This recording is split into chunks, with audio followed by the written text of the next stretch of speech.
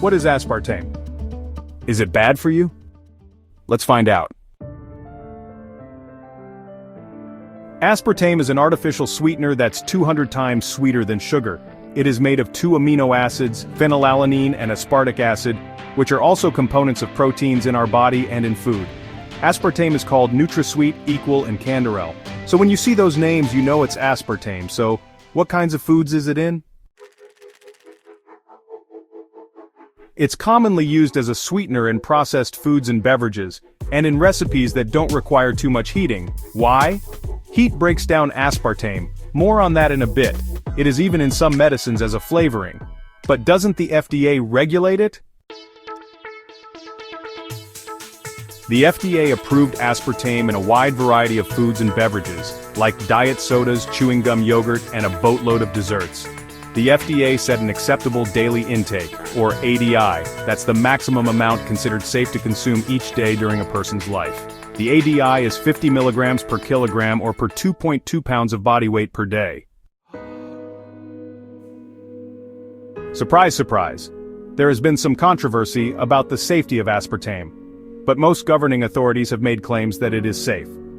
But there is a disorder in some people called phenylketonuria or PKU, a rare genetic disorder who should avoid aspartame because it contains phenylalanine, so why use aspartame? Here are some of the benefits of aspartame. It is a low-calorie sweetener which can help people who are trying to lose weight or control their calorie intake. It has a similar sweetness to sugar, so it can be used in foods and beverages without significantly changing the taste, but it's not stable at high temperatures, so it can't be used in cooking and baking. Is it common? Aspartame is found in a wide variety of foods and beverages, including diet sodas, sugar-free chewing gum, yogurt, desserts like ice cream, cereals, low-calorie coffee sweeteners, pudding, sugar-free jams, and basically every protein powder and supplement on the market. Aspartame is even found in cough drops, nasal sprays, and other medicines. Does the body process it just like sugar? It is important to note that the amount of aspartame in a food or beverage can vary depending on the brand and the serving size. For example, a 12-ounce can of Diet Coke contains 180 milligrams of aspartame, while a 20-ounce bottle contains 270 milligrams. The body processes aspartame and sugar in different ways. Sugar is a simple carbohydrate that is broken down into glucose, which is the body's main source of energy. Aspartame is a synthetic sweetener that is broken down into aspartic acid, phenylalanine, and methanol.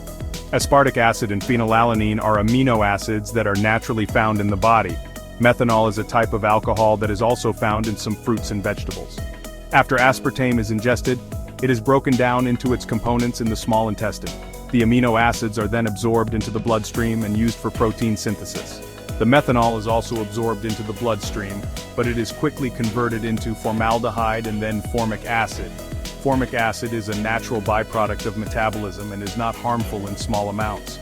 Sugar, on the other hand, is broken down into glucose in the small intestine. Glucose is then absorbed into the bloodstream and used for energy. Any excess glucose is stored in the liver or muscles as glycogen. The main difference between the way the body processes aspartame and sugar is that aspartame is broken down into amino acids and methanol, while sugar is broken down into glucose. This means that aspartame does not raise blood sugar levels as much as sugar does. It is important to note that the body's ability to process aspartame and sugar can vary depending on a number of factors, including age, health status, and genetics. But it is regulated, right? Aspartame has been the subject of much controversy since it was first approved for use in the United States in 1981. Some people believe that aspartame is harmful to the body, while others believe that it is safe. The FDA's limits say that if you weigh between 150 and 200 pounds, the maximum amount of aspartame you can safely consume each day is 3,400 to 4,500 milligrams. In Europe, the acceptable daily intake for aspartame is 40 milligrams per kilogram of body weight. This means that a person who weighs 150 pounds can safely consume up to 2,400 milligrams of aspartame per day, or half the allowable limits in the USA. But there's a catch. The FDA's limit is based on studies that looked at the effects of aspartame on short-term health. They didn't complete a study on the long-term effects of aspartame consumption. Aspartame is the leading artificial sweetener of the top-selling products consumed by Americans. Coincidence? There are several studies that have linked aspartame to health problems like cancer, seizures, and stuff as simple as headaches. These studies have been criticized by the larger governing entities. The FDA has reviewed the available evidence that they gathered and has concluded definitively that there is no convincing evidence that aspartame causes cancer or any other health problems. The FDA claims it continues to monitor the safety of aspartame and will take action if new evidence emerges, of which they are not gathering new evidence on, and will likely continue to shun away evidence from other parties. Do you have gut problems? It is a problem that plagues hundreds of thousands of Americans every day. Aspartame is found in almost every processed food that is sweetened. And guess what? Some independent studies linked aspartame to these problems, gut flora issues. Aspartame disrupts the gut microbiome, which can lead to problems such as diarrhea, bloating, and gas. But there are some major problems with it. Problems with diabetics. Aspartame still causes blood sugar levels to spike in some people with diabetes, although this is not a consistent finding. Overconsumption. Consuming large amounts of aspartame may lead to headaches, nausea, and dizziness. Since it's perceived as healthy, it's often overconsumed. However, these side effects are rare and usually only occur in people who consume very large amounts of aspartame, according to the FDA. Cancer. Some studies have found links showing that aspartame may increase the risk of cancer. But of course, again, the larger governing entities criticize the findings of these studies. Seizures. A few cases of seizures have been reported in people who have consumed aspartame, but these cases are rare, and it is not clear whether aspartame was the actual cause of the seizures. Mood disorders. Some people have reported that aspartame can cause mood disorders such as depression and anxiety, but these claims have not been supported by scientific evidence. I am sure you're wondering if it's tested and studied heavily. You'd think so.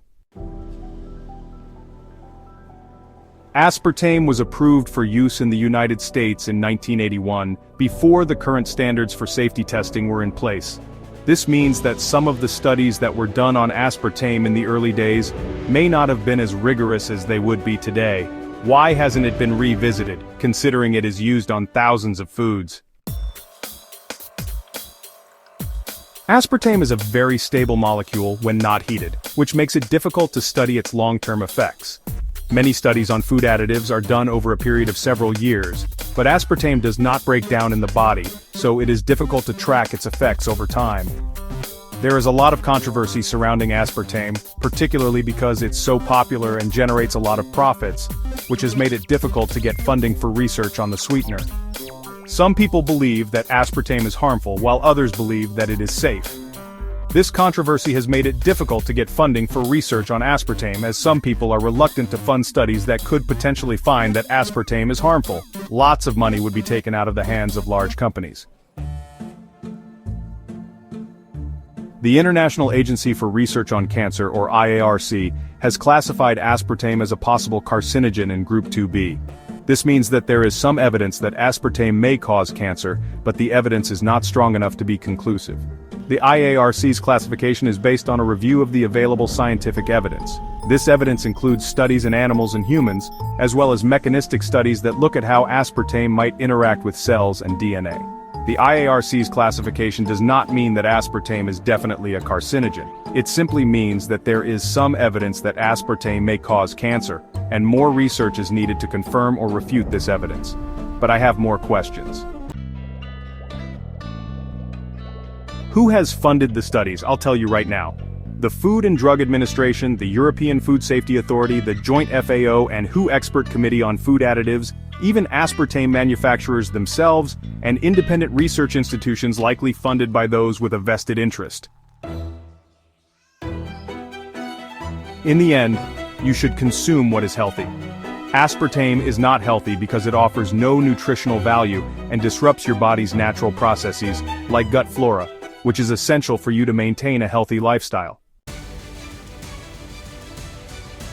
The process of making aspartame is as follows. The amino acids aspartic acid and phenylalanine are first dissolved in a solution.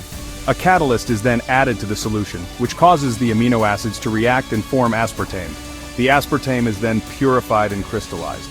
Aspartame is a white, odorless, and tasteless powder. It is about 200 times sweeter than sugar, so it is used in very small amounts. Aspartame becomes unstable with heat. It is not heat stable and breaks down into its constituent amino acids, aspartic acid and phenylalanine, when heated above 80 degrees Celsius or 176 Fahrenheit. This can cause a change in the taste of the food or beverage, and it can also release methanol, a toxic alcohol. It is believed that this is the state at which aspartame becomes a carcinogen.